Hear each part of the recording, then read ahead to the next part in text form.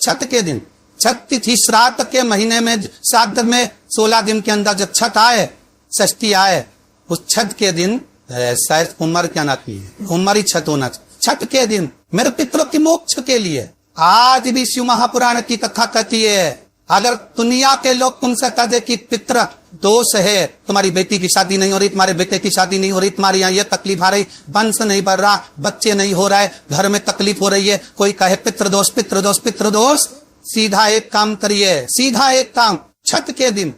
अभी ये शायद चतुर्थी या तीज होना चाहिए, चतुर्थी हो, छठ के दिन, छठ तिथि श्राद्ध के महीने में, श्राद्ध में 16 दिन के अंदर जब छठ आए, षष्ठी आए, उस छठ के दिन शायद उम्र क्या ना थी उम्र ही छठ होना चाहिए। छठ के दिन गंगा जल एक कटोरी में रख लो, गंगा जल नहीं हो तो कटोरी के अंदर जल और उसमें बेलपत्र डाल के रख लो। उस गंगा जल को अपना जो पानी का मटका होता है, हंडा होता है, घर में पानी पीने की जगह होती है, उस कटोरी को वहां रख दो और छठ के दिन रखकर सप्तमी के दिन उस कटोरी को उठाकर उसका जल अपने घर में घुमाकर शंकर के शिवलिंग पर समर्पित कर दो। दुनिया का कैसा भी पितृ दोष होगा वो समाप्त हो जाएगा। कामना कर कर छठ के दिन जिस लड़का लड़की का विवाह ना हो, सोमवार की छठ पड़ेगी, जिस बच्चे का विवाह ना हो, अगर अशोक सुंदरी की जगह पर छठ के दिन अगर कोई लड़का लड़की का विवाह नहीं हो रहा है, शादी ना हो रहा है, तो उसके लिए छठ के दिन अशोक सुंदरी वाली जगह पर एक लाल फूल और शंकर जी के शिवलिंग पर एक सफेद पुष्प चढ़ाकर 5 बेलपत्र समर्पित कर कर 1 लोटा जल अपनी कामना कर कर चढ़ाओ और जो बेलपत्री चढ़ाई है उसमें से 1 बेलपत्री उठाकर ले आओ। बाबा संबंध पक्का कराकर ही रहे। अगला श्राद्ध जब आएगा आप अपनी धर्म पत्नी के साथ मिलकर शिव की आराधना कर रहे हैं। एक बात अपने ध्यान में रखिएगा, जिस समय पर आपको लगे कि कोई समस्या बहुत बड़ी आके खड़ी हो गई है, बहुत बड़ी समस्या है, आपकी दृष्टि में लग रहा है कि आपको ये समस्या बहुत बड़ी है, आपकी दृष्टि में आपको ऐसा महसूस हो रहा है कि ये समस्या बहुत बड़ी है और इसका कोई हल नहीं निकल रहा, सब जगह से होकर आ गए, हर जगह जाकर निवेदन कर लिया, विनती कर ली और वो समस्या आपको लगता है कि बहुत बड़ी है,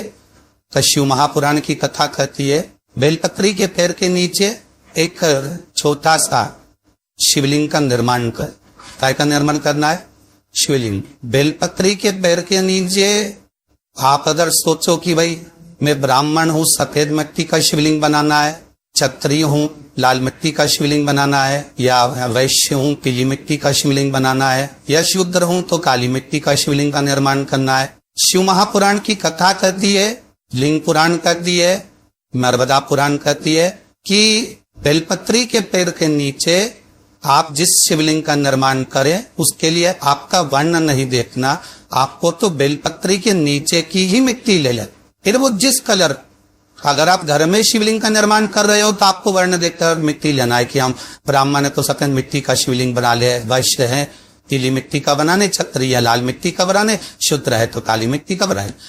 पर अगर कोई समस्या बड़ी विकट है और आपको लगता है कि इसका कोई हल नजर नहीं आ रहा, इसका कोई हल ही नहीं दिख रहा, पर ऐसा लग रहा है कि ये उलझते जा रही बुद्धि, अब सुलझना नहीं है, अब उलझते और लगे कि अब ये सुलझना नहीं है और अब ये कोई, हमने कितनों को बोला कोई नहीं सुलझा सका, हमने बहुत शोर सब लगा लिया, अब एक बेलपत्री के पैर के नीचे शिवलिंग का निर्माण कर और महाराज 5 सफेद फूल, थोड़ी सी काली तिल, एक यज्ञोपवीत, पंचामृत स्नान कराने के बाद बाबा को समर्पित कर कर, बाबा से निवेदन कर कर, घी का दिया लगाकर विनती कर कर, उस शिवलिंग से निवेदन कर कर बाबा को अर्ध परिक्रमा देना। बेलपत्री कितनी परिक्रमा देना है? आदि परिक्रमा बेलपत्री की। आदि परिक्रमा कैसे? जैसे शिवलिंग का निर्माण आप तैयार करा तो सामने भीतर अगर आप उठे हो तो आधा बेलपत्र के पीछे जाना और वापिस लौट कर आ जाए, पूर्ण परिक्रमा नहीं, अर्ध परिक्रमा कर कर शिवलिंग को नमन कर कर, दीप जब ठंडा हो जाए शिवलिंग को उठाकर निवेदन कर कर विश्राम कर दीजिए। उस कार्य को बोलकर शिवलिंग को जल में विसर्जन करना। कौन सा कार्य जो सब दूर से आप हार गए, उन लड़ा कि आप इसके सिवाय कोई सार्थक बनेंगे, तब करना ही। बाबा से निवेदन कर कर आओ। मुझे विश्वास है ज्यादा से ज्यादा अगर समय मेरे बाबा ने लिया ना तो 2 महीना, 1.5 महीना, 2.5 महीना, इससे ज्यादा नहीं लेगा, बाबा कार्य सफल कर ही दे। विश्वास लगता शिव की आराधना। जिस व्यक्ति का रोग बीमारी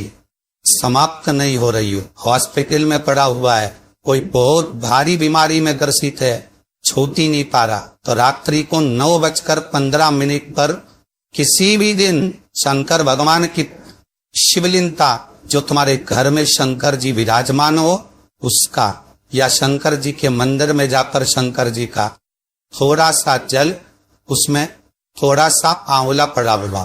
मतलब आंवले के पानी से शंकर का अभिषेक पूजन करिए, उसका नाम लिंदर लो। जो रोग से ग्रसित हो, 1 दिन, 2 दिन, 3 दिन करोगे, हॉस्पिटल से छुट्टी करते जाए,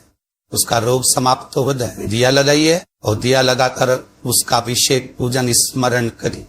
अगर मान लो आंवला नहीं हो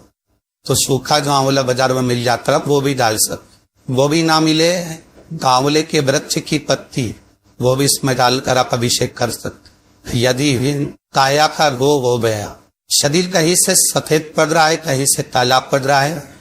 शरीर में से खाल की पुपरी निकलना प्रारंभ हो गई हो, शरीर में काले काले चकत्ते पड़ना चालू हो गए हो, या कोई विशेष वो आया विकार हो रही है, तो सीधी सीधी बात शिव महापुराण की कथा कहती है, पीपल का एक पत्ता, उस पत्ते पर थोड़ा सा चावल अपने हाथ में लेकर अपने नैनों से लगाकर शरीर पर से स्वयं उतार कर उसको दरवाजे के पास रख दीजिए। उस चावल को दूसरे दिन सूंघ कर बहते हुए पानी में डालकर मार, कितने भी रोग से ग्रसित हो गए, पीपल का एक पत्ता 52,000 ब्राह्मण की साक्षी कराता है। वो ध्यान देना, पीपल के वृक्ष में स्वयं नारायण का, मेरे कृष्ण का वास है। स्वयं भगवान गीता के अंतर कहते हैं कि मैं पीपल का वृक्ष हूँ। आपके लिए भी निवेदन, किसी एग्जाम में आप बार बार बैठ रहे हो, नहीं हो रहा, मात्र 7 चावल के दाने लीजिए, उसको केसर के इत्र में, केसर के इत्र में उसको भिंगा लीजिए, या कोई भी इत्र जो तुम्हारे घर में हो, उस 7 दाने चावल के जो तुम्हारे घर में इत्र हो उस पर भिंगा दीजिए। एक सफेद पुष्प हाथ में रखो, शिव मंदिर खुला हो तो शिव मंदिर में चढ़ा दो, नी खुला हो तो बेलपत्री के वृक्ष के नीचे अपनी कामना कर छोड़ दीजिए। 25 बार आपने व्यक्तिगत करा, 25 बार आपने सीए का एग्जाम दे दिया, इसी का एग्जाम दे दिया, उसका एग्जाम दे दिया, इंटरव्यू दे दिया, नहीं हो रहा, एक बार करके देखो। एक बार करने के बाद में इंतजार करो, बाबा चाहेगा तो आपके कार्य सफल करी।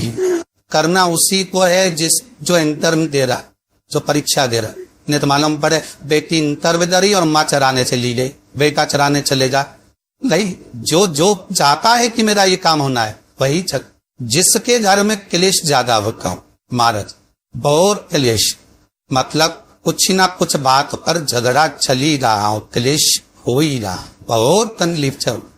कभी बहू रोते, कभी सास रोते, कभी पति रोते, कभी पत्नी रोते, जरा सी बात नहीं, पानी के लिए उस पर विवाद, बच्चों को कुछ कह दिया उस पर विवाद। तो ये जो बेलपत्री की ये जो भाग होता है, इस बेलपत्री का जो डंडी का जो भाग होता है, इस भाग को, बेलपत्री की इस भाग को महाराज ऐसी कैसी बेलपत्री बचती है, भाग को बेलपत्री के वृक्ष के नीचे शहद लगाकर इस पत्ती पर ऐसे ही बेलपत्री की जड़ में उस भाग को लगाकर या रख के आ जाइए। केवल एक ही बार करना, फिर तुम्हारे घर में कभी क्लेश नहीं हो सकता, ये पक्का है, झगड़ा होगा ही नहीं। हाँ, वो चांद मोच के झगड़ लो तो बात दूसरी है, किसी और वाला महाराज की बात झूठी करना है तो अपन झगड़ो, चाहे कुछ भी हो जाए। अगर किसी एग्जाम में बैठे हो, बहुत बार बैठ चुके हो, नहीं हो रहा, तो कच्चे दूध में थोड़ी सी काली मिर्च को पीस कर डाल लीजिए, कच्चे दूध में थोड़ी सी काली मिर्ची को पीस कर डाल लीजिए। महाराज थोड़ा सा कच्चा दूध बेलपत्री के पेड़ के नीचे समर्पित कर दीजिए, अपना नाम और गोत्र बोलकर थोड़ा सा कच्चा दूध उसी में से शंकर भगवान को चढ़ा दीजिए। फिर एक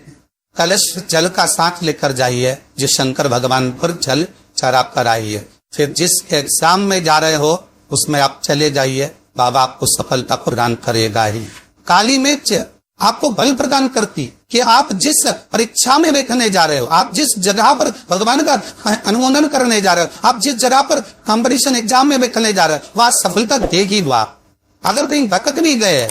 हट भी गए, तो वो सफलता देगी। सब बोलिए एक बार जमकर, श्री शिवाय नमस्तुभ्यम। निकर जरूर कर रहा था, ईश्वर वाला हमारा धूप तो नहीं बोल रहा था, शास्त्रों की बातें थी, हमारे जीवन में हमें सुख प्रदान करें। इसलिए भाव आनंद करते हुए आज कथा को विराम देते हैं।